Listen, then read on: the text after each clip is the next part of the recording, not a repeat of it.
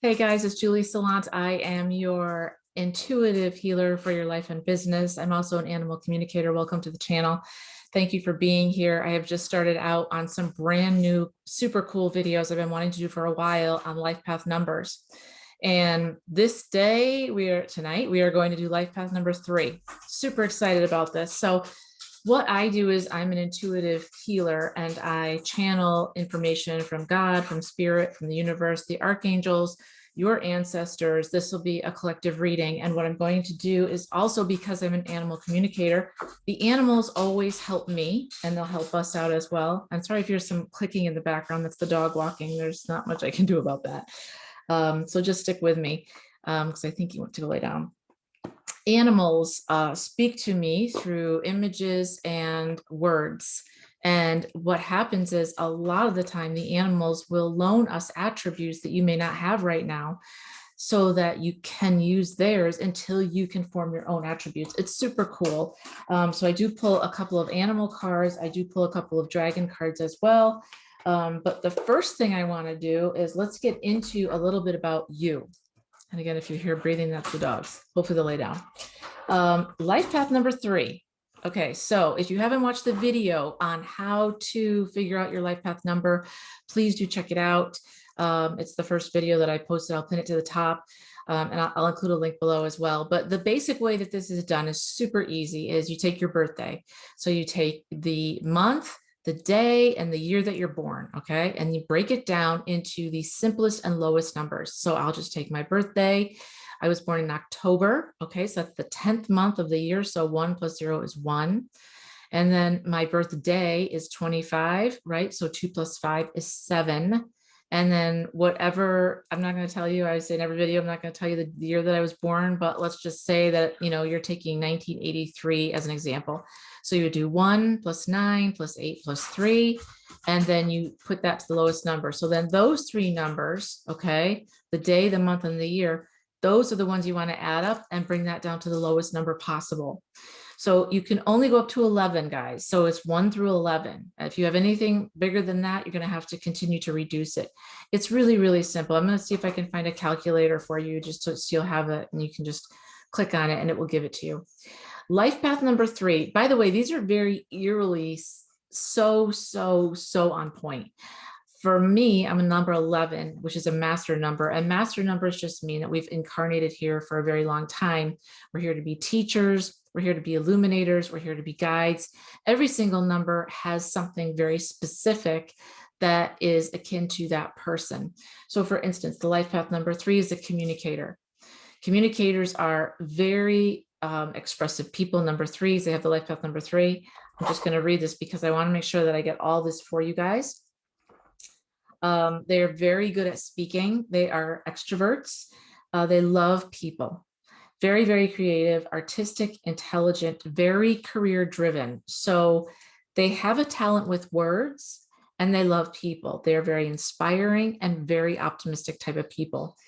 They have a sole purpose to develop the creative side of themselves, self-expression, and they want to inspire all. So many are artists, writers, speakers, painters. They have very quick minds and they cannot handle the 9-to-5 jobs. They cannot be in a box. So they really need to be somewhere where they can cultivate their fast mind and get their creative juices flowing at all times. They take things very seriously. They're perfectionists. Their humor is witty and intelligent. And so relationships are not usually number 1 on their list because they really want to focus on helping people and they've come here to inspire others and they are the communicator. That's what you are. They love to travel, but they do have family attachments that are very, very strong. Now, those are a lot of the attributes. The negatives, some of the negatives, can be very superficial and unfocused, leaving scattered energy everywhere. Your shadow lies in your desire to be perfect. Be careful of what you're expressing and make sure it's authentic. Okay, that was what was really important and stood out to me. You will have a lot of things you want to deny or disguise, which can lead to obsessive or extravagant tendencies. Escaping to fantasy life due to boredom, very easy. and turning to addictions of any form as a form of escapism is very common for life path number threes. So to turn negative to positives, try focusing on turning your fantasies into action. Creativity is vital to you. So if you're a life path 3 and you're shutting off your creativity, you really want to turn that back on. It's imperative that you turn it on. It's beneficial to your creative self, your spiritual self, and your higher self. Okay. Your mental, spiritual, and health, stop daydreaming and start doing. But you are the communicator. You're very good at speaking. You're very good at inspiring others and helping other people stand up for what they believe in. And you are the communicators. So what I would like to do is just give you a little bit of a channel here from God, from Spirit, about what you need to know. So give me 1 second. And this is for the collective. It's not going to resonate with everybody, but this is just a general quick reading for you. So let me find out what I've got for life path 3. So give me 1 second here. I'll just call on the archangels. Archangel Michael, please be with me now. Archangel Uriel, please be with me now. Archangel Gabriella, please be with me now. And Archangel Raphael, please be with me now. Archangel Metatron, please be with me now.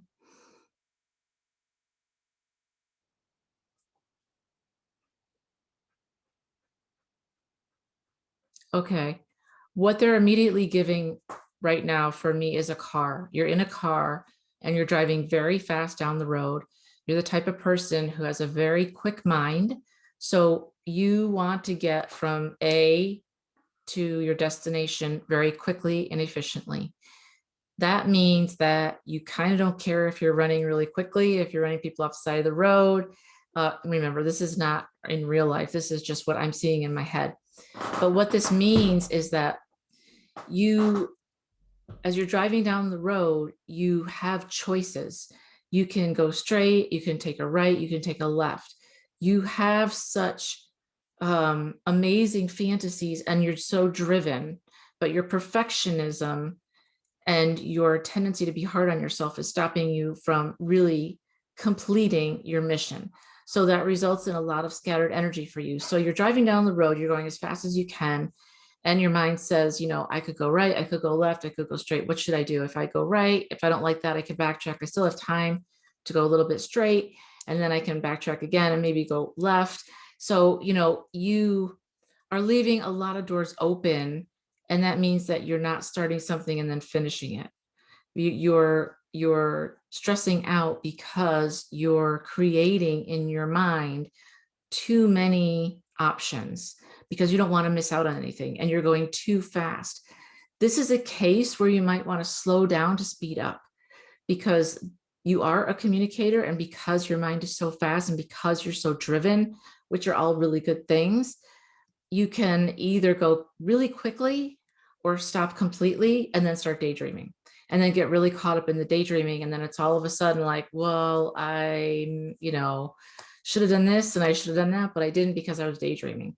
So that's not a good thing because you don't want to, you want to be daydreaming to be inspired, but you don't want to spend a lot of time there because you're not in that realm. You're here in the here and now in this physical body in, where you are living right now.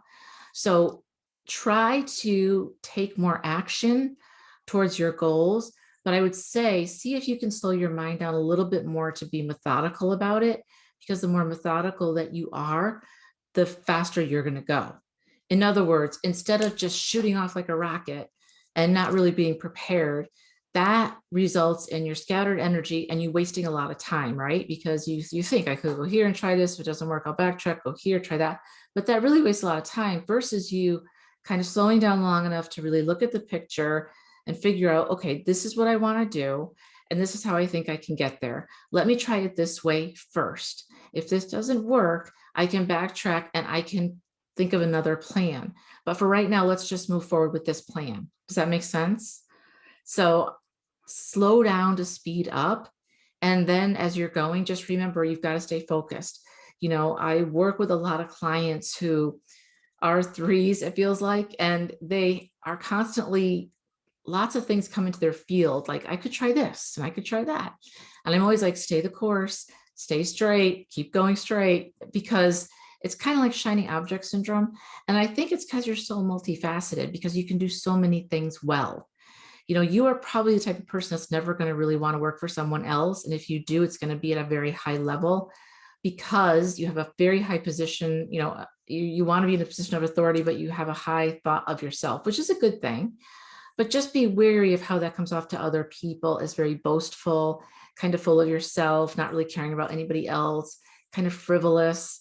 You might want to be a little bit deeper, and you can express yourself and how deep you really are through your creativity, through writing, through singing, through dancing, or whatever it is that you do. So slow down to speed up would be my first thought for you in that car. And then take that first step and just go straight the first time. Really figure out where you want to go. And then if that doesn't work, then backtrack and then regroup, if that makes sense. All right, so I'm just going to pull 2 cards for you for your animals, because I love my animal spirit cards, and they never fail to help me. And I think they're always going to help you too. Okay, the first one is whale spirit. Wow. Trust the great mystery. You guys check this out. Can you see how gorgeous this is? This is speaking to me that a lot of times you don't trust yourself. That as a 3, you are looked upon to have great thoughts, take great action, be a great person. You're very hard on yourself. You're into perfectionism. You are extremely well-read, very creative, and communicate effectively. And a lot of people cannot communicate well at all. But what that means is that you may not be relying on everything that's there to help you. In other words, trust in the great mystery, meaning trust in the divine, trust in God, trust in spirit, trust in the universe, trust in the archangels. I'm being led to tell you that you have a team around you at all times, including your ancestors, that you're not tapping into. And they are here for you, and they can be right next to you, but they cannot help you unless you ask them to. So if you want to be a better communicator, if you want to do better at your job, if you want to do more creative and amazing work, no matter what you do, as a Life Path 3, I would highly recommend that you turn inward instead of outward. I feel like you're constantly looking outward for vindication, and you constantly need people to tell you how great you are. And I say this with a lot of love, because I'm a Scorpio, and Scorpios are like this too. Life Path 3s are similar to Life Path 11. We're always looking outward, but I'm being led to tell you to look inward, because you have everything that you need inside of you. There's nothing that you can't do. You just need to believe in it, trust in the great mystery around you, and also trust your guides. So I would call in your guides. I would call in your ancestors, call in the archangels, call in God, call in spirit, and ask this simple question, which is what I always ask. What is it that I'm not seeing? You've got a whale here, and whales are so gorgeous and majestic, but they move super slow, right? They can move quickly if they need to, but they're methodical. They don't like to burn a lot of energy because they're so big. If you saw a whale going really, really quickly, it would burn out fast. They're not built to do that. They can, but not for long. So why not be, this is also showing me to tell you to be a little bit more in tune with yourself, with your higher self, and just ask the question, how can I do this more effectively? Like, again, the car and the road, how can I regroup, go slower to speed up? The other one is ant spirit, time to collaborate. You guys are at a place where this is number 1. Wow. That's a very lucky number. Ants, what do we know about ants? They work very, very hard. They're tireless. They never stop. You could be overworking yourself and never stopping to replenish yourself. And I really want to recommend and encourage you to stop and replenish yourself, because you want to live another day to really do something that is on your heart to do. And the best way to do it most effectively is to pace yourself. And collaboration is another way for you to take the burden off your shoulders and hand it over to somebody else. Even if it's just 25% or 50%, scout out people that might be able to help you or that you could bring value to their life, and make it a joint collaboration where you can help each other. If I had somebody and I shared my social media list and they shared theirs with me, then that's double the people, right? So instead of, X amount of people, you're reaching Y people. So Ant Spirit is super, super, wow. They just have it going on.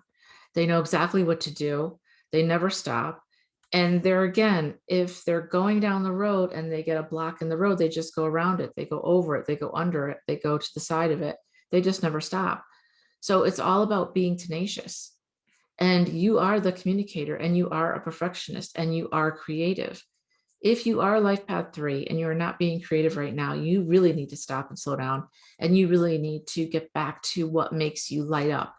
Your creativity, no matter how it comes out of you, is something that will expand your consciousness, and you as a human.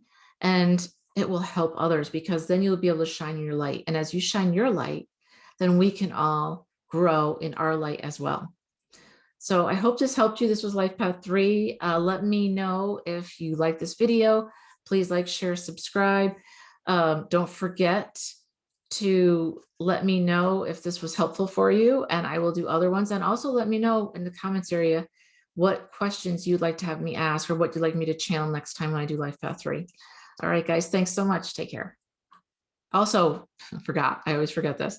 If you would like an energy reading with me, I'll leave the links below, or you can just email me as well. And we can do a channel message for you specifically as to what you're not seeing, what you need to get over, and what you need to better your life. All right, guys, thanks.